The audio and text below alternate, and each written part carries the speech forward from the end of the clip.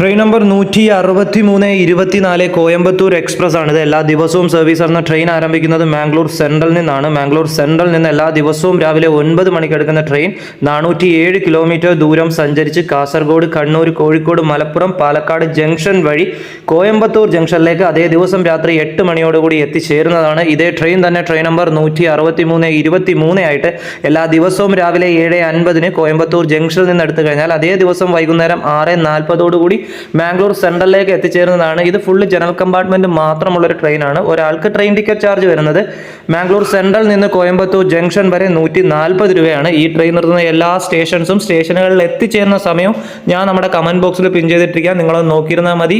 ഇതേ ട്രെയിൻ തന്നെ train number 566-16 ആയിട്ട് മാംഗ്ലൂർ സെൻട്രൽ നിന്ന് മഡ്ഗാവിലേക്ക് പാസഞ്ചർ ആയിട്ട് സർവീസ് നടത്തുന്നുണ്ട്. അതേ ട്രെയിൻ തിരിച്ചും സർവീസ് നടത്തുന്നുണ്ട്. ട്രെയിൻ നമ്പർ 566-15 ആയിട്ട്.